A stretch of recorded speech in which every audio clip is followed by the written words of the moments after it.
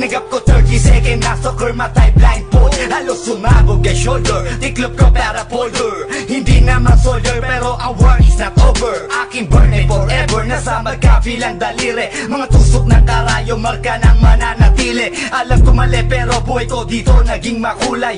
Bala ang alay para sa aming mga kaaway. Ang mawalay sa amin na mahal, ako'y nakahanda na. May tempo ang kalaban ng edad, ihihito na. Pero teka muna, ito ba'y katotohanan? Mabigat na katanungan, ano ba pinaglalaban? Na dahil ba sagang ang buhay mo'y sa sakripisyo? Kahit alam mo nga hantong makulungan o nicho, ang peligro at bata sa buhay namin ay likas. Bawat luwang papatak, bala ang katumbas. Gusto mo ba na sumama sa mundo na magama, na may harang lungkot at saya at may kababala ang pagtubos sa sala ng iba, ang kaligtasan sa isa't isa inasa.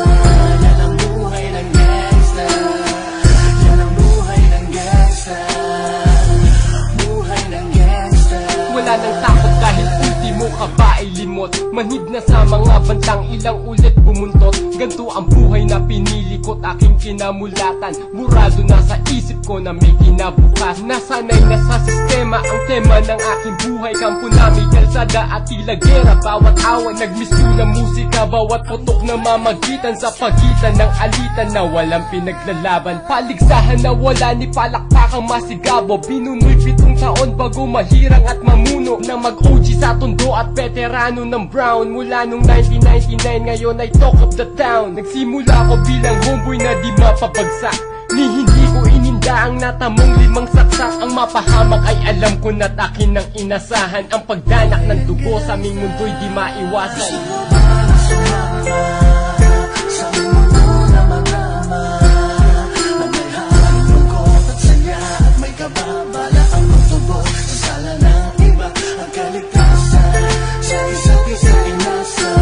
Yan ang buhay ng gangsta, yan ang buhay ng gangsta, buhay ng gangsta.